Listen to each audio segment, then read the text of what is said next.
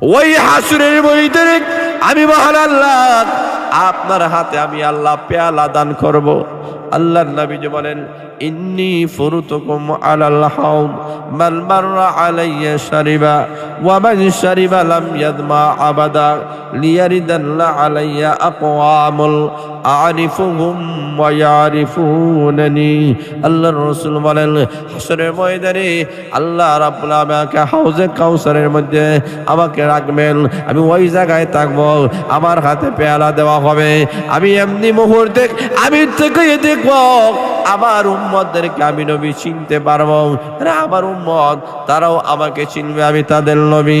আমার কাছে আসবে, আমি হাউজে কাউসারের পানি পান করাইয়া তাদের কলিজাটুকু টাল্লা করে দিব। জোরা বলেন সুবহানাল্লাহ। আম্মা জান আয়েশা বলে, ইয়া রাসূলুল্লাহ, ইয়া হাবিবাল্লাহ, হাসরের ময়দানে লক্ষ লক্ষ কোটি কোটি মিলিয়ন বিলিয়ন মানুষের সামনে আপনার গুনাহগার উম্মতকে আপনি চিনবেন কিভাবে? আল্লাহর রাসূল বলে, আয়েশা, অসংখ্য অগণিত যদি কালো গোনা থাকে, এর মধ্যে একটা সাল কপালে গোনা যদি থাকে, ওই গোনাকে চিনতে কোনো অসুবিধা হবে না, চিনতে অসুবিধা হবে না।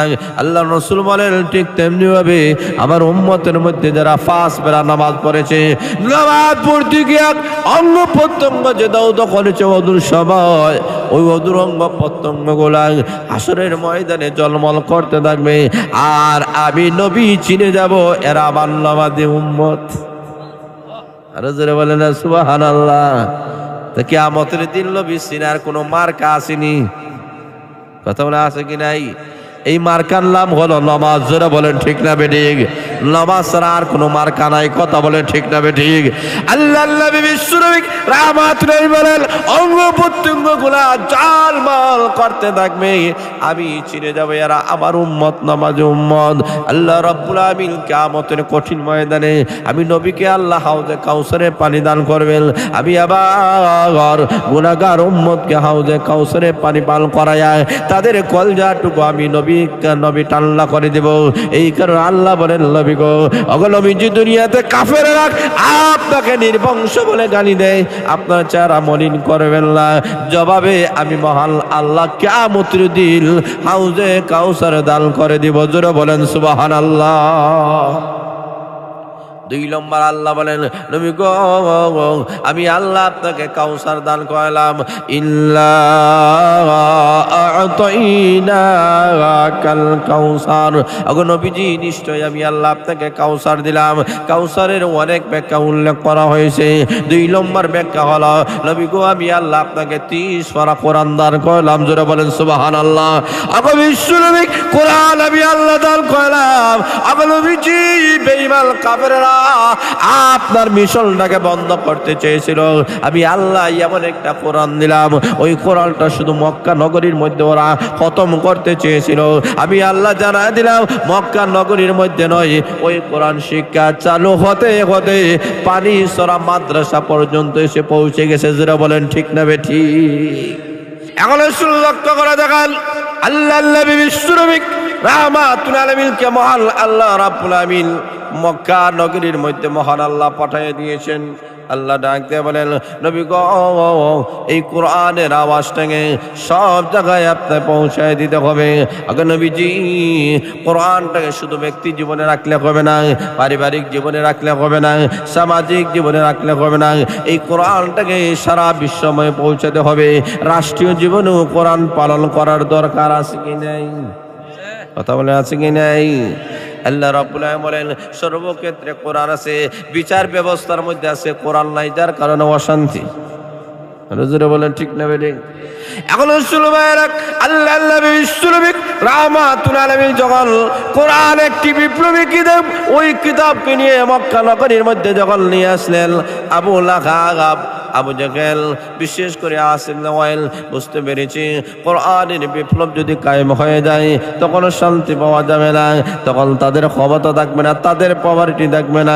যার কারণে আল্লাহ নবী বিশ্বনবী রাহমাতুল আলামিন কোরআনটাকে যখন প্রচার প্রসার করা যখন শুরু করে দিয়েছেন, আওয়াজ যখন তুলে ধরেছেন, তখন আসিফ ইবনে ওয়াইল আল্লাহ নবীর দাওয়াতি মিশনটাকে বন্ধ করার জন্য, নবীর মিশনটাকে বন্ধ করার জন্য আসিফ ইবনে ওয়াইল মানুষ মানুষের কাছে যায়, কাছে কাছে গিয়া বলে আল্লাহ নবী দাওয়াত দিয়ে যখন চলে আসেন, আস ইবনে ওয়াইল গিয়া বলে না, ওই লোকের কথা কখনো মানিয়া নিও না, যেই লোকটা আর কোনো বংশ নাই। কারণ আল্লাহ নবী বিশ্ব নবী রাহমাতুল আলামিনের ছেলে সন্তান হওয়ার পরে মারা যায়, মেয়েরা হওয়ার পরে জীবিত থাকে। এই কারণে আস ইবনে ওয়াইল এটাকে সুবর্ণ সুযোগ মনে করে আল্লাহ নবী বিশ্ব নবী রাহমাতের বিরুদ্ধে অপপ্রচার করা শুরু করে দিয়েছে। না, মুহাম্মদের কথা মানিও না, মুহাম্মদের কথা গ্রহণ করিও না। কারণ আল্লাহ রাব্বুল আলামিন জানাই দিয়েছেন বিশ্ব নবী যেখানেই বাধা হবে সেখান থেকে ইসলামী পতাকা উড্ডীন হয়ে যাবে। আর জোরে বলেন ঠিক না বেঠি? যেখানে বাধা সেখানে ইসলাম প্রতিষ্ঠিত হয়ে যায়। কথা বলেন ঠিক না বেঠিক? আল্লাহ নবী বিশ্বনবী রাহমাতুল আলামিন মক্কাতুল মুকাররমায় ইসলামের দাওয়াত দেন। বেঈমান কাফেররা আবু জেহেল ডাক দিয়ে বলে মক্কাতুল মুকাররমার মধ্যে মানুষেরা হজ পারার করার জন্য যখন আসতেছে তখন আবু জেহেল অপপ্রচার করা শুরু করে দিয়েছে। রাস্তায় রাস্তায় কিনারা কিনারা পয়েন্টে পয়েন্টে মানুষদেরকে দাঁড় করায় দিয়েছে, তোমরা শুনে নাও, হজ করবা, আল্লাহর ঘর খানায় কাবা তওয়াফ করবা, কিন্তু ওই খানা কাবার কাছে একটা লোক আছে, ওই লোকের কাছে কখনো যায় না।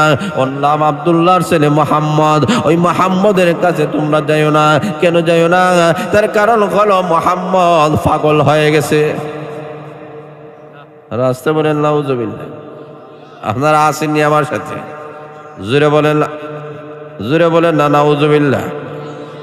আল্লাহ নবী বিশ্বনবী রাহমাতুল আলামিনকে পাগল বলে আখ্যায়িত করেছে। লা, পাগলের কাছে তোমরা কখনো যাইও না। আল্লাহ নবীর কাছে আসার জন্য তারা বাধা প্রদান করলো। এমনি বিভিন্ন দেশের মানুষেরা বুঝতে পেরেছে আবু জেহেল কেন আমাদেরকে বাধা দেয়, পয়েন্টে পয়েন্টে মানুষদেরকে কেন দাঁড় করা রেখেছে। ওই পাগল তোর বোঝা গেল সাধারণ পাগল নয়, বড় পাগল। কথা বলে ঠিক না ঠিক? এমন পাগলকে তো দেখা দরকার। তারা গিয়েছে যেখানেই বাধা সেখানে ইসলাম বিপ্লব হয়। জোরা বলেন ঠিক না ঠিক? আল্লাহ নবী বিশ্বনবী রাহমাতুল আলামিনের কাছে না যাওয়ার ছল্লম যখন তারা বিভিন্ন পয়েন্টের মাধ্যমে আল্লাহ নবীর বিরোধিতা করা শুরু করে দিয়েছে, এমনি মহান আল্লাহ রাব্বুল আমিন ওই সমস্ত মানুষের তওয়াফ করাওয়ালা, হজ করাওয়ালা মানুষের দিল আল্লাহর নবী বিশ্বনবী রাহমাতুল আলামিনের দিকে আল্লাহ ঝুঁকায় দিয়েছেন। কারণ আল্লাহর নবী বিশ্বনবী রাহমাতুল আলামিন ঘোষণা দিয়েছেন প্রত্যেকটা মানুষের অন্তর আল্লাহ রাব্বুল আমিন দুইটা আঙ্গুল, দুইটা ক্ষুদ্রতে আঙ্গুলের ভিতরে আল্লাহ রাব্বুল আলামিন যেই দিকে চান ওই দিকে মহান আল্লাহ ঘুরাইয়া দেন। আবু জেহেল চেয়েছিল আল্লাহর নবীর কাছে ফিরিয়ে রাখতে, আর মহান আল্লাহ সমস্ত হাজিদের দিল আল্লাহর নবীর দিকে আল্লাহ ঘুরাইয়া দিয়েছে। অন্তর ঘুরানির মালিক কে? যেটা বলে না কে? আল্লাহ রাব্বুল আলামিন ডাক দিয়ে বলেন যেমনি মূর্তি আল্লাহ নবীর বিরুদ্ধে কাজ শুরু করেছিল, এমনি বেঈমান কাফেরেরা মনে মনে ভাবল এখন তো নবীর কাছে কেউ যাবে না। কিন্তু অবস্থা পরিবর্তন ঘটে গেল, অবস্থা মুহূর্তের ভিতরে উল্টা হয়ে গেল।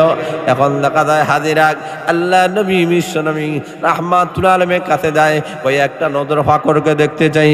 আল্লাহ নবী বিশ্বনবী রাহমাতুল আলামিনের কাছে যখন তারা গিয়েছে, আল্লাহ নবীর চেহারার দিকে যখন তাকায়া দেখে, এমনি তারা ডাক দিয়ে বলেন দুনিয়ার মানুষেরা রে, ওরে আবু জেহেল, ওরে আবু লাহাব, ওরে আস ইবনে ওয়াইল, তোমরা বলেছো ওই লোকটা নাকি পাগল। পাগল যদি হয় এত সুন্দর চেহারার মানুষ কখনো পাগল হতে পারে না।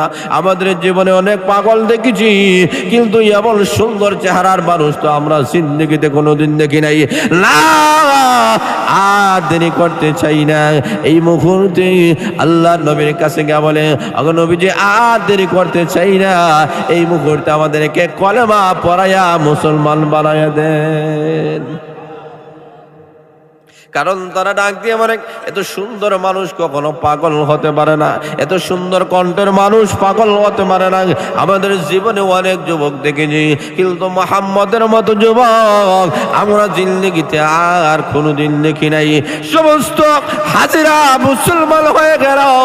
আল্লাহ নবী বিশ্বনবী রাহমাতুল আলামিনের অবস্থার দিকে লক্ষ্য করে, এখন আসুন লক্ষ্য করে দেখেন, যখন এই ইসলামের বাধা, কোরআনের বাধা, সেখান থেকে ইসলাম এবং কোরআন গর্জিতে থাকে, উড়তে থাকে, উপর দিক দিয়ে তরক্কি হতে থাকে। জোরে বলেন ঠিক না ঠিক?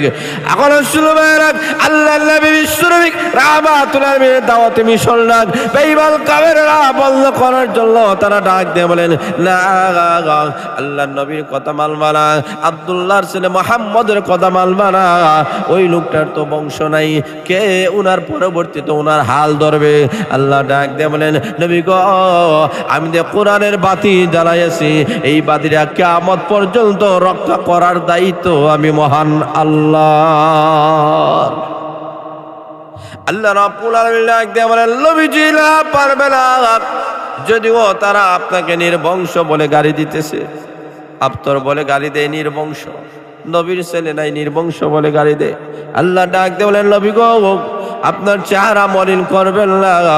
আমি মহান আল্লাহ বেঈমান কাফিরদের দাঁত ভাঙা জবাব দিয়ে আপনি বিশ্ব নবীকে আমি সান্ত্বনা দিয়ে আমি মহান আল্লাহ কমপ্লিট সূরা কাউসার নাযিল করে দিলাম।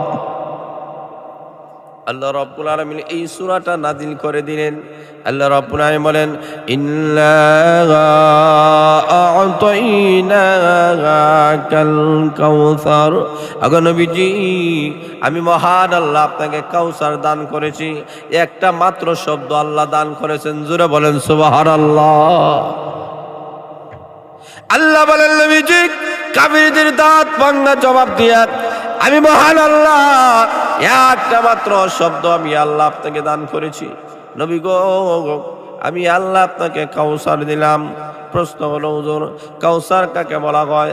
আল্লাহ রাব্বুল আলামিন একটা মাত্র শব্দের ভিতরে দুনিয়া এবং আখিরাতের সকল নিয়ামতগুলো, সকল কল্যাণগুলো আল্লাহ এই একটা শব্দের ভিতরে আল্লাহ ঢুকাইয়া দিয়েছেন। আল্লাহ রাব্বুল আলামিন কথার মাহাত্ম্য বড়, কথা বলেন ঠিক না ঠিক? আল্লাহ রাব্বুল আলামিন প্রত্যেকটা কথার এক একটা শব্দের বড় দাম, বড় মূল্য রয়েছে। সামাম পৃথিবীর সাগর মহাসাগরের মধ্যে আল্লাহ রাব্বুল আলামিন যত নিয়ামত আল্লাহ দান করেছেন, আসমান আর জমিনের মধ্যে আল্লাহ যা কিছু নিয়ামত আল্লাহ দান করেছেন, আল্লাহ রাব্বুল আলামিন বলেন নবী গো, সবগুলা একটা শব্দের ভিতরে আমি আল্লাহ ঢুকাইয়া দিয়েছি। আল্লাহ রাব্বুল আলামিন বলেন নবী গো, নিশ্চয়ই আমি মহান আল্লাহ আপনাকে কাউসার দান করেছি। এখন কাউসার কাকে বলা হয়? আল্লাহ নবী বিশ্ব নবী রাহমাতুল্লাহ আলাইহি বলেন কিয়ামতের কঠিন মাঠ যখন কায়েম হয়ে যাবে, আল্লাহর রাসূল বলেন সূর্যটি যখন মাথার সামনে এসে যাবে, হাসরের মাঠ যখন কায়েম হয়ে যাবে, আল্লাহ রাব্বুল আলামিন বলেছেন হাসরের ময়দানে একদিন দুই দিন নয়, আল্লাহর রাসূল বলেন 50,000 বছর দাঁড়ায়া থাকতে হবে। মিকদারুহু 50 আলফ সানা। আল্লাহ বলেছেন 50,000 বছর দাঁড়ায়া থাকতে হবে ওই হাসরের ময়দানে। আল্লাহ নবী বলেন, আল্লাহর রাসূল বলেছেন ওই হাসরের ময়দানে সব মানুষকে দাঁড়ায় যাইতে হবে। আল্লাহর রাসূল বলেন কিয়ামতের কঠিন ময়দানে তিনজন মানুষকে মহান আল্লাহ কাফর পরিহিত অবস্থায় মহান আল্লাহ তুলবেন। আল্লাহ রাব্বুল আলামিন সর্বপ্রথম আপনার আমার পয়গম্বর রাহমাতুল আলামিনকে মহান আল্লাহ কাপড় পরিহিত অবস্থায় আল্লাহ তুলবেন। দ্বিতীয় নম্বরে আদম আলাইহিস সালাতু ওয়াস সালামকে, তৃতীয় নম্বর বলেন ইব্রাহিম আলাইহিস সালাতু ওয়াস সালামকে। ওই তিনজন ব্যক্তি ছাড়া হাসরের ময়দানে আর কাউকে আল্লাহ কাপড় পরিহিত অবস্থায় আল্লাহ তুলবেন না, সব উলঙ্গ অবস্থায় মহান আল্লাহ তুলবেন। আম্মা আয়েশা বলেন ইয়া রাসূলুল্লাহ, ইয়া হাবিবাল্লাহ, আল্লাহর নবী গো, কিয়ামতের কঠিন ময়দানে সব মানুষ যদি উলঙ্গ হয়ে দাঁড়ায়, নবী গো হাসরের ময়দানে কি লজ্জা হবে না, শরম হবে না, অপমানিত হবে না? আল্লাহর নবী বলেন আয়েশা, হাসরের ময়দান এমন একটা ভয়াবহ অবস্থা হবে, সূর্যটি মাথার সামনে এসে যাবে, সূর্যের উত্তাপ প্রচন্ড ভাবে বেড়ে যাবে, বর্তমান সূর্যে যে পাওয়ার আছে, আল্লাহর রাসূল বলেন এর চাইতে 70 গুণ বেশি পাওয়ার আল্লাহ বাড়াইয়া দিবেন। আল্লাহর রাসূল বলেন হাসরের ময়দান এমন অবস্থা হবে গো আয়েশা, ও আয়েশা, এমন একটা মাঠ হবে যেই মাঠে প্রত্যেকটা মানুষকে দাঁড়ায় যাইতে হবে। আয়েশা, কি পরিমাণ হাসরের ময়দানে মানুষেরা জায়গা পাবে, দুইটা পা কারা করে রাখতে যেই পরিমাণ জায়গা, ওই পরিমাণ জায়গা হাসরের ময়দানে পাবে। কারণ সামনেও মানুষ, পিছনেও মানুষ, ডানে মানুষ, বামে মানুষ। আয়েশা, প্রত্যেকটা মানুষ হা করে যে উপর দিক দিয়ে তাকাবে, একদিন 2 দিন নয়, 50,000 বছর চলে যাবে। আল্লাহ রাসূল বলেন 50,000 বছরের ভিতরে একটা মানুষ নিচের দিকে তাকানোর মতো কোনো মানুষের সাহস থাকবে না। আল্লাহ নবী বলেন আয়েশা, ওই হাসরের ময়দানে যেই দিলে আরশের ছায়া ছাড়া আর কোনো ছায়া থাকবে না। আল্লাহর রাসূল বলেন ওই হাসরের ময়দানে আরশের ছায়ার নিচে মহান আল্লাহ 7 শ্রেণীর মানুষদেরকে মহান আল্লাহ স্থান দেবেন। আল্লাহর রাসূল ঘোষণা করেছেন, আল্লাহর রাসূল বলেন আল ইমামুল আদিলুন ওয়া শাবুন নাশা ফি ইবাদাতিল্লাহ ওয়া রাজুলুন কলবুহু মুআল্লাকুম বিল মাসাজিদ ওয়া রাজুলান তাহাব্বা ফিল্লাহ ইজতামাআ আলা যালিকা ওয়া তাফাররাকা আলাইহি ওয়া রাজুলুন দাআতু ইমরাআতুন যাতু মানসাবিন ওয়া জামালিন ওয়া ক্বালা ইন্নী আখাফুল্লাহ ওয়া রাজুলুন তাসাদদাকা বিসাদাকাতিন ফাআখফাহা হাত্তা লা তা'লামা শিমালুহু মা ইউনফিকু ইয়ামিনুহু ওয়া রাজুলুন যাকারাল্লাহা খালিয়ান ফাফাযাত আইনাহা। আল্লাহর রাসূল বলেন, ও দুনিয়ার মানুষরা তোমরা শুনে রাখো, আবু হুরায়রা রাদিয়াল্লাহু তাআলা করেন আল্লাহর নবী বলেছেন 7 শ্রেণীর মানুষরা আরশের ছায়ার নিচে স্থান দেওয়া হবে না। এর মধ্যে সর্বপ্রথম হয়েছেন আল ইমামুল আদিলু। আল্লাহর রাসূল বলেন ন্যায় পরায়ণ রাষ্ট্রনায়ক, ন্যায় পরায়ণ বাদশা। জোরে বলেন সুবহানাল্লাহ। যেই বাদশা দুনিয়া থাকা অবস্থায় ইনসাফের সাথে রাষ্ট্র পরিচালনা করেছেন, রাষ্ট্রনায়ক ছিলেন, রাষ্ট্রপতি ছিলেন, কিয়ামতের কঠিন ময়দানে ইনসাফওয়ালা রাষ্ট্রপতিকে মহান আল্লাহ আরশের ছায়া নিচে স্থান দেবে। জোরে বলেন সুবহানাল্লাহ। আল্লাহর নবী বলেন ওই কঠিন মুহূর্তে যে বাদশারা দুনিয়া থাকা অবস্থায় আল্লাহর হুকুম মোতাবেক রাষ্ট্র পরিচালনা করেছিল, নবীর তরিকা অনুযায়ী রাষ্ট্র পরিচালনা করেছিল, তার বিচার ব্যবস্থা কোরআন ছিল, তার ব্যক্তিগত জীবন, পারিবারিক জীবন, সামাজিক জীবন, তার রাষ্ট্রের ভিতরে যত আইন কানুন ছিল সব কোরআন ভিত্তিক ছিল। কোরআন অনুযায়ী রাষ্ট্র পরিচালনা করেছে, মানুষের হক লঙ্ঘন করে নাই, কোনো মানুষকে জুলুম নির্যাতন করে নাই, অন্তর সম্পদ আত্মসাৎ করে নাই, কোনো মানুষকে কষ্ট দেয় নাই, কোনো মানুষকে অন্যায়ভাবে জুলুম নির্যাতন করে নাই, অন্যের সম্পদ পাচার করে নাই বিদেশে। জোরে বলেন ঠিক না বেঠিক? অবৈধভাবে মানুষের সম্পদ গ্রাস করে নাই, মানুষের প্রতি জুলুম নির্যাতন করে নাই। এমন একজন ন্যায় পরায়ণ বাদশা।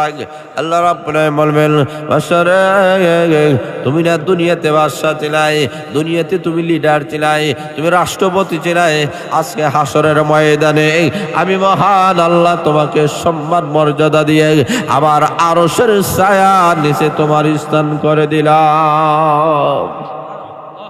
তাহলে বোঝা গেল একজন ইসলামী রাষ্ট্রপতির দাম আছে কি নাই? কথা বললাম না, আরো জোরে আছে কি নাই?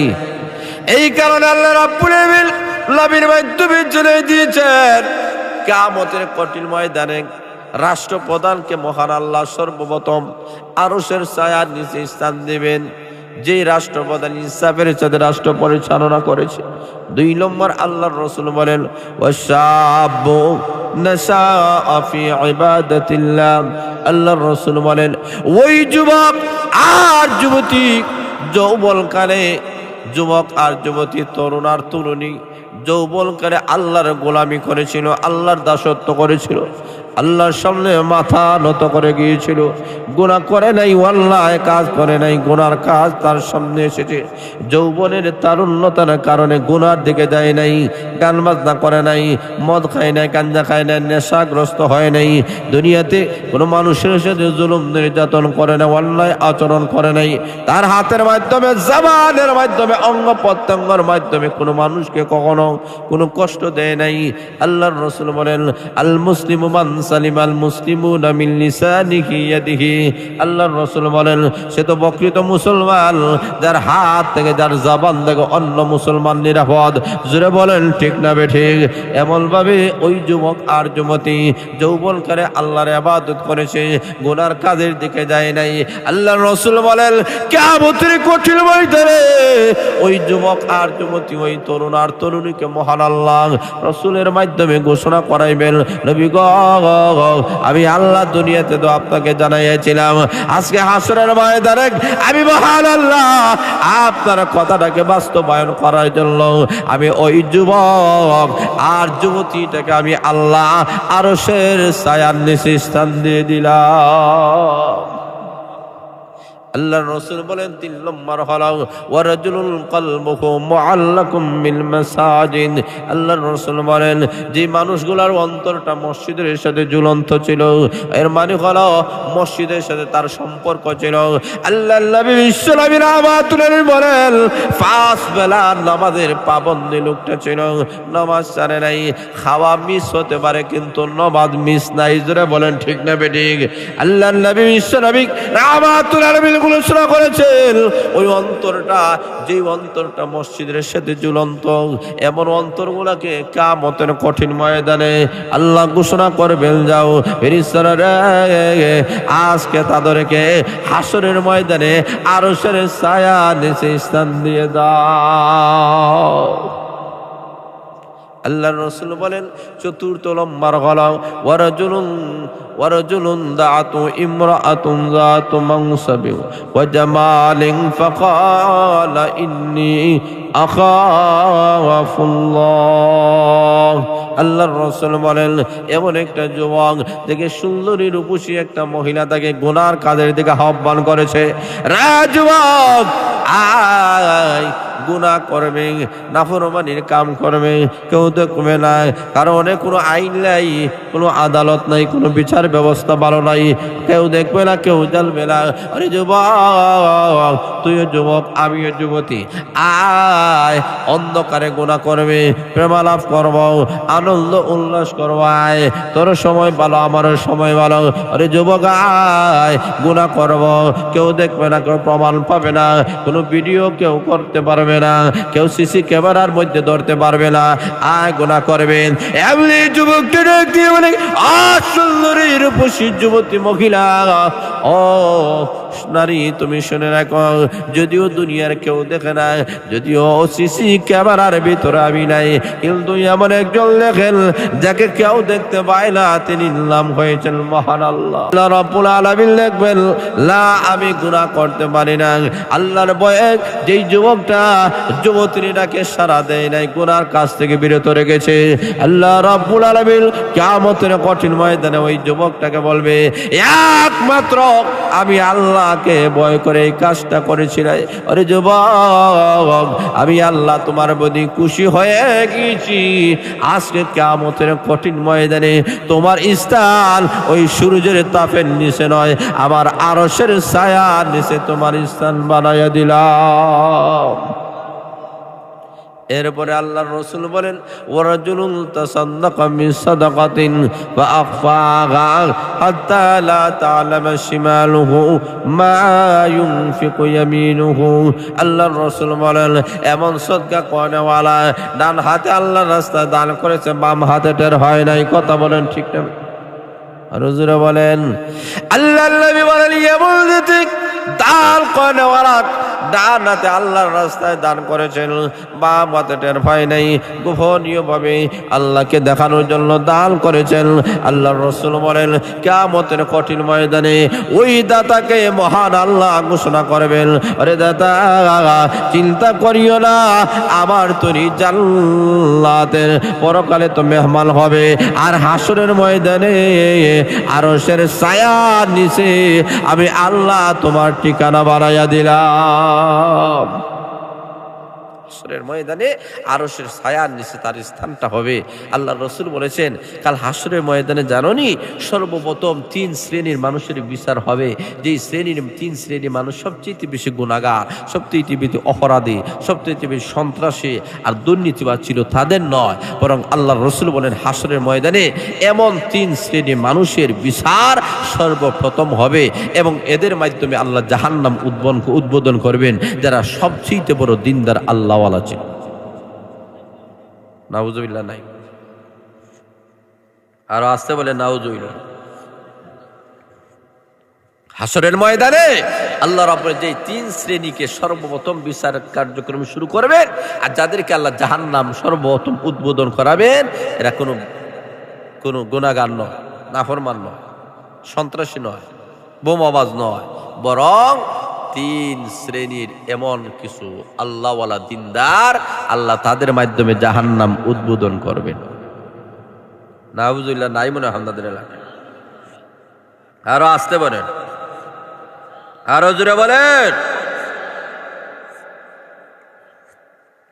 যেই 3 শ্রেণীর মানুষদেরকে আপনারা সবচেয়ে বেশি সম্মান দেন, মর্যাদা করেন এবং আপনারা মনে করেন এই দুনিয়ার মধ্যে এই 3 শ্রেণীর মানুষ সবচেয়ে বেশি দামি, ওই 3 শ্রেণীর মানুষের মাধ্যমে আল্লাহ সর্বপ্রথম জাহান্নাম উদ্বোধন করবেন। বলিষ্ঠ আওয়াজে বলেন নাউজুবিল্লাহ। এর মধ্যে এক শ্রেণী হচ্ছেন উলামায়ে কেরাম। এক শ্রেণী, কথা বলেন না, উলামায়ে কেরাম। এক শ্রেণী উলামায়ে কেরামের মাধ্যমে আল্লাহ জাহান্নাম উদ্বোধন করবে। 2 নম্বর হচ্ছে শহীদদেরকে, শহীদের মাধ্যমে জাহান্নাম উদ্বোধন করবে। 3 নম্বর হয়েছে ওই দাতাদেরকে, এক শ্রেণীর দাতা, দান করেনওয়ালা, এদের মাধ্যমে আল্লাহ জাহান্নাম উদ্বোধন করবে। তাহলে বোঝা গেল আলিম হওয়ার পরেও জাহান্নামে যাওয়া লাগবে। কথা বলেন ঠিক না? আরো জোরে বলেন। শহীদ হওয়ার পরেও জাহান্নামে যাওয়া লাগবে। জোরে বলেন ঠিক না বেঠি? দান কয়রাত করার পরেও জাহান্নাম। আরো জোরে বলেন। আল্লাহর রাসূল বলেন কিভাবে হাসরের মধ্যে এক শ্রেণী উলামায়ে কেরামদেরকে আনবেন, আনি আল্লাহ জিজ্ঞেস করবেন যে তোমরা যাও জাহান্নামে যাও। বলে আল্লাহ কেন? আমরা তো দুনিয়াতে আলিম হয়েছিলাম। বলে কেন হয়েছিলাম? মৌলানা কেন হয়েছিলাম? আলিম কেন হয়েছিলাম? যে মানুষ তোমাকে আলিম বলবে, মানুষ তোমাকে সুনাম করবে, মানুষ তোমাকে সুখ্যাতি দিবে, মানুষ তোমার প্রশংসা করবে, মানুষ তোমাকে বাহবা দেবে, মানুষ তোমাকে স্লোগান দেবে, মানুষ তোমাকে ক্ষমতায় বসাবে। এই দুনিয়ার ক্ষমতা, দুনিয়ার লোভ লালসার জন্য, দুনিয়ার সুনাম আর সুখ্যাতির জন্য, দুনিয়ার এই সমস্ত জিনিসের জন্য তো তুমি আলিম হয়েছিলে। বলে হ্যাঁ, দুনিয়াতে প্রত্যেকটা মানুষ তোমার প্রশংসা করেছে, তোমার ক্ষমতার চেয়ার তোমাকে দিয়ে দিয়েছে, তোমার সম্মান মর্যাদা যা দেওয়ার দুনিয়াতে প্রত্যেকটা মানুষ দিয়ে দিয়েছে। আজকে হাসরের ময়দানে আমি আল্লাহর জন্য তুমি করো নাই, তোমার নিয়তটি ভালো ছিল না, নিয়তের মধ্যে গলত ছিল, এই গলত নিয়তের কারণে, সহি নিয়ত না থাকার কারণে আজকে তুমি আলিম হয়ে জাহান্নামের লাকড়ি হয়ে যাও। জোরে বলেন নাউজুবিল্লাহ। দ্বিতীয় নম্বরে আল্লাহ বলবেন শহীদ তুমি জাহান্নামে যাও। শহীদেরা বলবে আল্লাহ ইসলামের জন্য, কোরআনের জন্য আল্লাহ সবগুলা জীবন দিয়ে আসলাম, রক্ত জড়ে আসলাম, আমাকে তরো তাজা রক্ত নিয়ে আজকে হাসরের ময়দানে আপনার সামনে দাঁড়ালাম। ও রব্বুল আলামিন, আজকে আমি জাহান্নামী হব। আল্লাহ হতে পারে না, কারণ শহীদদেরকে তো গোসল দেওয়ানো যায় না। যে অবস্থায় মারা যায় ওই অবস্থায় তাকে জানাজার নামাজ পড়াইয়া কাফন দাফন করা লাগে। জোরে বলেন ঠিক না ঠিক? কেন? রক্ত মাখা অবস্থায় হাসরের ময়দানে লোকটা দাঁড়াবে, রক্ত জড়া অবস্থায় হাসরের ময়দানে দাঁড়াবে, যাতে আল্লাহর কাছে বলতে পারে আল্লাহ তোমার ইসলামে যে কোরআনের জন্য তোমার জন্য না আমি জীবন দিয়ে এসেছি। তো ওই শহীদ বলবে আল্লাহ সবগুলা তো তোমার জন্য করেছি। আল্লাহ বলেন তুই বাটফার। কথা বলেন ঠিক না বেঠিক? তোর কথা ঠিক নাই, তোর কথা সত্য, মতলব হারাম। কথা সত্য?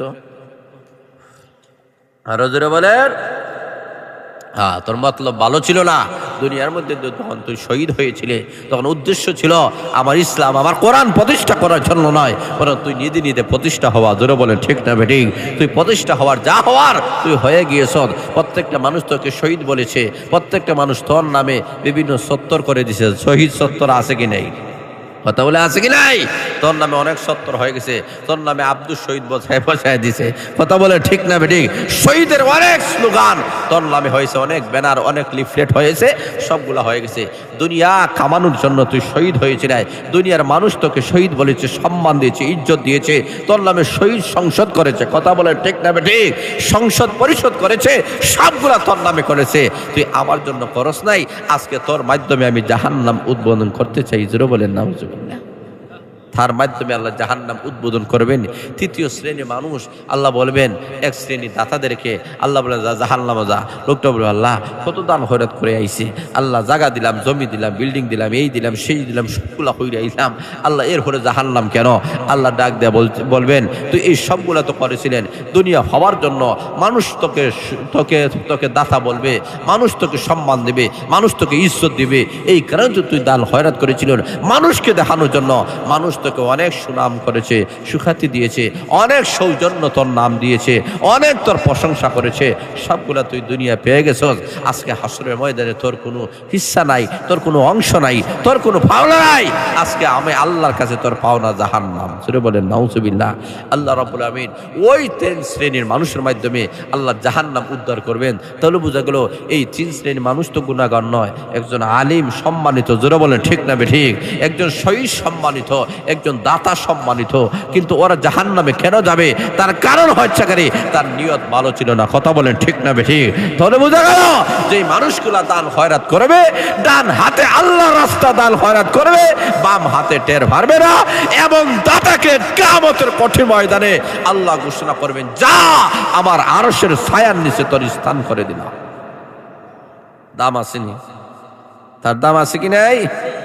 7 নম্বর আল্লাহ নবী বিশ্ব নবী রাহমাতুল্লাহ বলেন, দুনিয়ার মানুষেরা শুনে দাও, ওয়ারাজুলুন যাকারাল্লাহ খালিয়ান ফাফাজাত আইনা।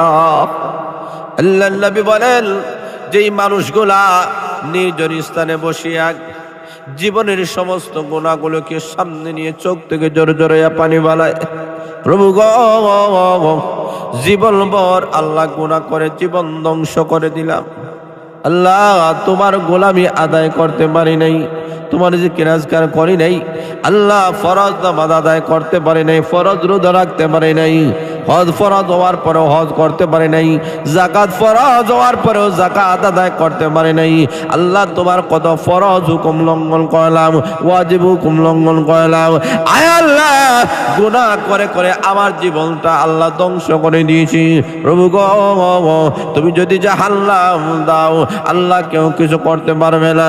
আল্লাহ তুমি সর্বময় ক্ষমতার মালিক। আয় আল্লাহ তুমি দয়া করে আমার মতো গুনাহগারকে যদি মাফ করে দাও, আল্লাহ কেউ তোমাকে প্রশ্ন করবে না কেন মাফ করা দিলা। আর আল্লাহ রাব্বুল আলামিন ঘোষণা করেছেন, আরে বান্দা আর বান্দিরা, দুনিয়ার কোনো মানুষ যদি কোনো অন্যায় করে অপরাধ করে, দুনিয়ার পুলিশেরা তাদেরকে তালাশ করতে থাকে, তাদেরকে ওয়ারেন্টি হয়ে যায় তার উপরে, তালাশ করে কেন? জেলে ঢুকানোর জন্য, শাস্তি দেওয়ার জন্য।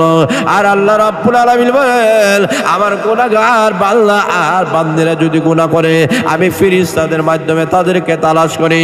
কেন তালাশ করি? তার কারণ হলো আমার বান্দা বান্দিরা যদি মাহফিলে বসে জীবনের সমস্ত গুনার জন্য যদি তওবা করতে পারে, আমি মহান আল্লাহ তাকে জেলে ঢুকাবো না, আমি আল্লাহ জাহান্নামের লাকড়ি বানাবো না, আমি আল্লাহ তাদেরকে তালাশ করি।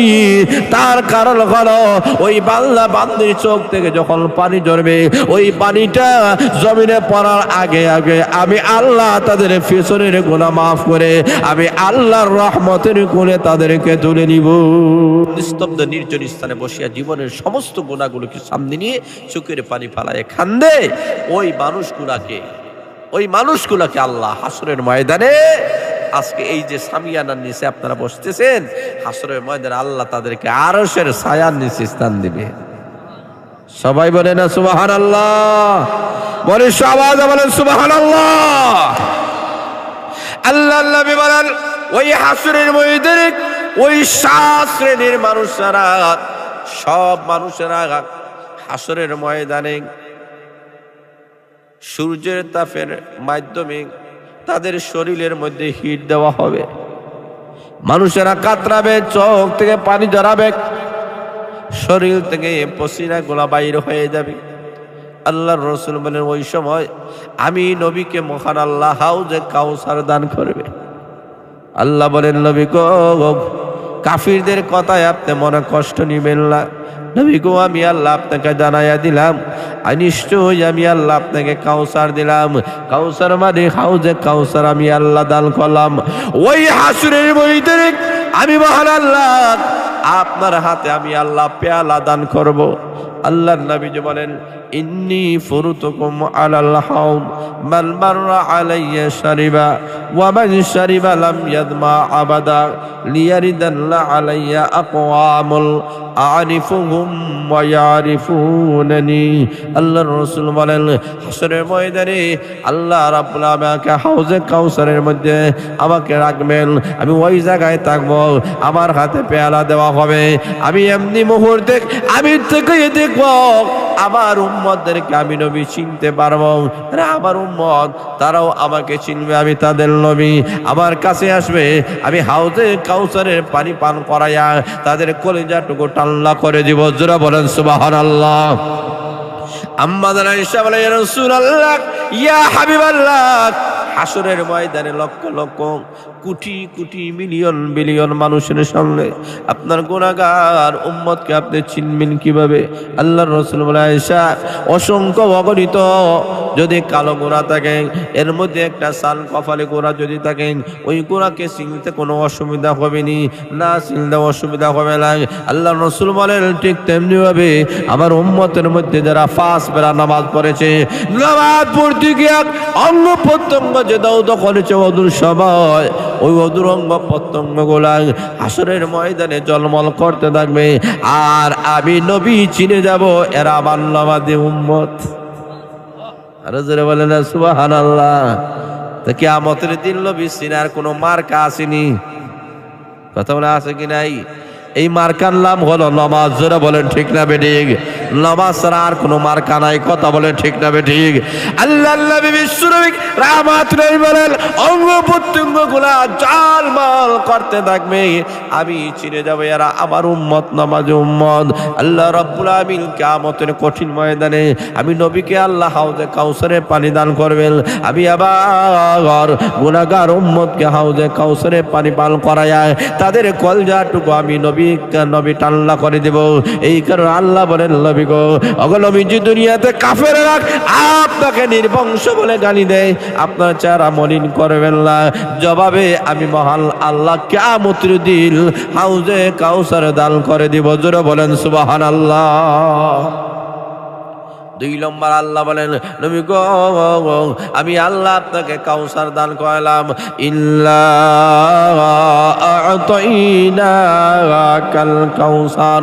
ওগো নবীজি, নিশ্চয় আমি আল্লাহ আপনাকে কাউসার দিলাম। কাউসারের অনেক ব্যাখ্যা উল্লেখ করা হয়েছে। 2 নম্বর ব্যাখ্যা হলো নবী গো, আমি আল্লাহ আপনাকে 30 পারা কোরআন দান করলাম। জোরে বলেন সুবহানাল্লাহ। ওগো বিশ্বনবী, কোরআন আমি আল্লাহ দান করলাম। ওগো নবীজি, বেঈমান কাফেররা আপনার মিশনটাকে বন্ধ করতে চেয়েছিল, আমি আল্লাহ এমন একটা কোরআন দিলাম, ওই কোরআনটা শুধু মক্কা নগরীর মধ্যে ওরা খতম করতে চেয়েছিল, আমি আল্লাহ জানা দিলাম মক্কা নগরীর মধ্যে নয়, ওই কোরআন শিক্ষা চালু হতে হতে পানি সরা মাদ্রাসা পর্যন্ত এসে পৌঁছে গেছে। যারা বলেন ঠিক না বেঠিক? আল্লাহ বলেন নবী গো, ওই কোরআন আমি আল্লাহ দান করলাম, ওই কোরআনটা আঁকড়ে ধরতে হবে। আল্লাহর রাসূল বলেন কিয়ামতের কঠিন ময়দানে কোরআনটা কারো পক্ষে সুপারিশ করবে, কারো বিপক্ষে সুপারিশ করবে। আল্লাহর নবী বলেন কিয়ামতের কঠিন ময়দানে ওই কোরআনটা কারো পক্ষে সুপারিশ করে আল্লাহর তৈরি জান্নাতের মেহমান বানায় দেবে, আর কারো বিপক্ষে সুপারিশ করে জাহান্নামের লাকড়ি বানায় দেবে। কারণ কোরআন কার কালাম? আরো জোরে বলেন কার? আল্লাহ রাব্বুল আলামিন বলেন আমার কোরআনটা সুপারিশ করবে কিয়ামতের কঠিন ময়দানে। আল্লাহ বলেন নবী গো আমার কোরআনটা আমি আল্লাহ দান করলাম, কোরআন আমি আল্লাহ দিলাম। আগো বিশ্বনবী কিয়ামত পর্যন্ত কোরআন দেখবেন। আবু জাহেল নাই, আবু লাহাব নাই, আস ইবনে ওয়াইল নাই, কাব ইবনে আশরাফ নাই, ওদের 14 গোষ্ঠী দুনিয়াতে নাই। জোরে বলেন ঠিক না বেঠিক? আল্লাহ বলেন কোরআনের যে মিশন আর ভিশন আমি আল্লাহ চালাইছি এটা তখনও ছিল, এখনো আছে, কিয়ামত পর্যন্ত থাকবে। আরো যারা বলেন ঠিক না বেঠিক? আগে নবীজি এই কোরআনটাকে আমি আল্লাহ দুনিয়ার মধ্যে আমি আল্লাহ পাঠাইয়া দিলাম। আগে বিশ্বনবী ওই কোরআনটাকে আমি আহকামুল হাকিমিন পাঠাইয়া দিলাম। এই কোরআন তোমাদের জন্য একটা বিপ্লব হবে। কথা বলেন ঠিক না বেঠিক? আল্লাহ রাব্বুল আলামিন বলেন নবী গো আমি আল্লাহ কোরআন দান করলাম, এই কোরআন হলো কাউসার। জোরে বলেন আল্লাহু আকবার। 3 নম্বরে আল্লাহ রাব্বুল আলামিন বলেন নবী গো আমি আল্লাহ আপনাকে কাউসার দিলাম, এর মানে অসংখ্য অগণিত আমি আল্লাহ সাহাবা একরাম দান করলাম। জোরে বলেন সুবহানাল্লাহ। আল্লাহ বলেন নবী গো আমি আল্লাহ আপনাকে কাউসার দিলাম, কাউসার মানে হলো অসংখ্য অগণিত আমি আল্লাহ রুহানি সন্তান আমি আল্লাহ দান করেছি। আল্লাহ রাব্বুল আলামিন বলেন নবী আদম আলাইহিস সালাতু ওয়াস সালাম থেকে শুরু করে কিয়ামত পর্যন্ত যত নবী রাসূল আমি আল্লাহ প্রেরণ করেছি, কোন নবী রাসূলগণকে আমি আল্লাহ এত উম্মত দান করব না যেই পরিমাণ উম্মত আমি আল্লাহ বিশ্ব নবীকে দান করব। এই কারণে আমাদের নবীর উম্মত কম না বেশি? যারা বলেন কম না বেশি? আল্লাহ রাসূল বলতেছেন কিয়ামতের কঠিন ময়দানে সব উম্মতরা মিলিয়া এক কাতার আর উম্মতে মুহাম্মদ মিলিয়া এক কাতার। জোরে বলেন সুবহানাল্লাহ। জোরে বলেন না সুবহানাল্লাহ। অর্ধেক অর্ধেক হয়ে যাবে। জোরে বলেন আল্লাহু আকবার। আবার কোন কোন জায়গায় আছে 120 কাতার হবে, এর মধ্যে 80 কাতার উম্মতে মুহাম্মদীর। জোরে বলেন সুবহানাল্লাহ। এই কারণে আল্লাহ রাসূল বলেন ও আমার উম্মতেরা, ও আমার উম্মতেরা তোমরা ওই জায়গায় বিবাহ করো যে ওই মহিলাদেরকে বিবাহ করো যেই মহিলা বেশি সন্তান দান করে। জোরে বলেন সুবহানাল্লাহ। যে কিয়ামতের কঠিন ময়দানে আমি রাসূল গর্ব করতে পারি আমার উম্মত নিয়ে, আমার উম্মতের সংখ্যা বেশি হবে। জোরে বলেন আল্লাহু আকবার। রাসূলের উম্মত বেশি, আল্লাহ ডাক দেয় হয় শারীরিক সন্তান দেই নাই, রূহানি সন্তান দান করছে। আর আসছে বলে সুবহানাল্লাহ। এই কারণে সারা বিশ্বের মধ্যে লক্ষ্য করে দেখেন সারা বিশ্বে যদি 600 কোটি মানুষ হয় তাহলে 150 কোটি মুসলমান। জোরে বলেন ঠিক না বেঠে? আর বাকি সকল ধর্মাবলম্বী মিলিয়া উম্মতে মুহাম্মদের সমান লাই। কথা বলেন ঠিক না বেঠিক? কারণ 150 কোটি মুসলমান ইহুদি দেশ, খ্রিস্টানের দেশ, হিন্দুরা দেশ, বৌদ্ধরা দেশ না, তারা সবাই মিলিয়া। আর আমরা উম্মত মুহাম্মদের একাই 150 কোটি। জোরে বলেন আল্লাহু আকবার। এই কারণে আল্লাহ রসুল বলেন যে ওই জায়গায় বিবাহ করো যেই মহিলার বেশি সন্তান দিতে পারে। আল্লাহ রসুল বলেন বেশি বেশি সন্তান হওয়া এটা আমার জন্য গর্বের বিষয় হবে, আর এই সন্তানগুলো তোমরা মানুষের মতো মানুষ করো। আল্লাহ রসুল বলেন একটা মেয়ের সন্তান যদি হও চেহারা মলিন করিও না, একটা মেয়ের সন্তান হবে জান্নাতের দরজা আল্লাহ খুলে দিবে। জোরে বলেন সুবহানাল্লাহ। আর একটা মেয়ে যদি হয় আল্লাহ রসুল বলেন আর একটা জান্নাত, আর একটা মেয়ে যদি হয় আর একটা জান্নাত। জোরে বলেন সুবহানাল্লাহ। আল্লাহ রসুল বলেন একটা মেয়ের সন্তান যদি একাধিক হয় অসুবিধা নাই, একটা মেয়ের সন্তানকে দিনদার বানাইয়া আর একটা দিনদার একজন পাত্রের হাতে যখন বাবা পৌঁছে দেয় সমঝায় দেয় আল্লাহ রাসূল তা ওই বাবার জন্য ওই মার জন্য জান্নাত। আর আসতে বলে সুবহানাল্লাহ। তাহলে বোঝা গেল অতি সহজ, জান্নাত অতি সহজ। ছেলে মেয়েদেরকে দিনদার বানান, আলিম বানান, মাদ্রাসায় লেখাপড়া করান। কথা বলে ঠিক না ঠিক? আগামী বিশ্বটা ইসলামের বিশ্ব, কোরআনের বিশ্ব। আগামী বিশ্বটাকে যদি চ্যালেঞ্জ করতে হয় তো কোরআন ছাড়া ইসলাম ছাড়া চ্যালেঞ্জ করা কখনো সম্ভব? কথা বলেন সম্ভব নয়। তো ইসলাম আর কোরআনকে নিয়ে আগামী বিশ্বটাকে চ্যালেঞ্জ করতে হবে, এলে ইসলামকে নিয়ে চ্যালেঞ্জ করতে হবে। ইসলাম আমাদের মূল। কথা বলেন ঠিক না ঠিক? কোরআন আমাদের সংবিধান। এই কোরআনকে নিয়ে আমাদেরকে চলতে হবে। এই কোরআন এই মাদ্রাসার মধ্যে লেখাপড়া করানো হচ্ছে। কথা বলেন ঠিক না ঠিক? আমাদের কচি কচি বাচ্চারা এই মাদ্রাসায় লেখাপড়া করে হাফিজ হচ্ছে, মৌলানা হচ্ছে। এই বাচ্চারা দেখেন একসাথে একটা হাফিজ কোরআন হয়ে যায়, ওরা হাদিসগুলো মুখস্থ বলতে পারে, 40টা হাদিস একসাথে বলতে পারে। কথা বলেন ঠিক না ঠিক? ওরা পাক না পাক, বৈধ অবৈধ, হালাল হারাম যা কিছু আছে সবগুলো ওরা জানে। কোনো মানুষ যদি মারা যান ওরা জানাজান নামাজও হরাইতে পারে। কথা বলেন ঠিক না? কথা বলে ঠিক না ঠিক? ছোট ছোট বাচ্চারা হাফিজ কোরআন হয়ে যায়, ওরা সাবালক এখনো হয় নাই কিন্তু খতমে তারাবি পড়াতে পারে। কথা বলে ঠিক না ঠিক? তাহলে দেখা যায় এখনো সাবালক হয় না, কিন্তু হাফিজে কোরআন হয়ে গেছে। যারা বলেন আল্লাহু আকবার। এই নিয়ামত দিয়েছেন কে? যারা বলে না কে? আল্লাহ। আল্লাহ রাব্বুল আলামিন বলেন মুসলমানের জেহেন ব্রেইন সবচেয়ে বেশি ভালো, সবচেয়ে বেশি উন্নত, এটা বড় উর্বর। এখানে আপনি যা শোনাবেন, যা শিখাইবেন, সে শিখবে। ছোট ছোট বাচ্চা থেকে শুরু করে আপনি শেখানো শুরু করেন। 1 বছরের বাচ্চা যদি হয় তাকে শিখান, 2 বছরের বাচ্চা যদি হয়, 1 বছরের বাচ্চা যদি হয় 100টা ওয়ার্ড সে মুখস্থ করতে পারে। আসতে বলে সুবহানাল্লাহ। 2 বছর হলে 200টা ওয়ার্ড। আমরা তো ওই সময় শিক্ষা দেই না। একটা 2 বছরের বাচ্চা যদি হয় 200টা ওয়ার্ড সে মুখস্থ করতে পারে। জোরে বলে সুবহানাল্লাহ। যা শুনে তাই শিখে। মা বাবা যা বলে সে শিখতে পারে। জোরে বলে না সুবহানাল্লাহ। ওইদিকে মা বাবা এক কথা কইছে, সে দেখা ওই দিকে গাইটা মুখস্থ করে নিছে, একা একা জোফে। কথা বলে ঠিক না বেটি? কেন? আল্লাহ তার জেহেন শক্তি ভালো করে দিছে, ছোট বাচ্চার জেহেন ভালো থাকে। এই কারণে ছোট থাকা অবস্থায় মাদ্রাসায় পাঠাইয়া দেন, মক্তবে পাঠায় দেন। সেই ছেলেটা, সেই মেয়েটা দেখবেন অতি সহজেই হাফিজ কোরআন হয়ে যাবে। জোরে বলেন আল্লাহু আকবার।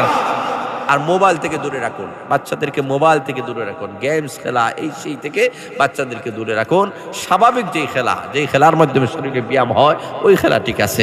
আর ওই যে মোবাইলের যে গেমগুলো আছে, এইগুলো বাচ্চাদের কোনো ফায়দা হয় না, চোখের জ্যোতি নষ্ট হয়। কথা বলে ঠিক না বেটি? ব্রেইনে এফেক্ট করে, বিভিন্ন সমস্যাগুলো দেখা যায়। এই সন্তান বড় হওয়ার পরে চোখে দেখে না, কানে শুনে না, এই সেই বিভিন্ন প্রবলেম দেখা দেয়। এই কারণে মোবাইল থেকে আমাদের সন্তান থেকে দূরে রাখতে হবে, কোরআনের কাছে যাইতে হবে। কথা বলে ঠিক না বেটি? তাহলে এই কোরআনী মাদ্রাসায় আমাদের কলিজার টুকরা সন্তানদেরকে পাঠিয়ে দিতে কারা কারা রাজি আছেন? হাত তোলা দেন একটু। নারে দেন, নারে তাকবীর। দেন ইসলাম, দেন ইসলাম।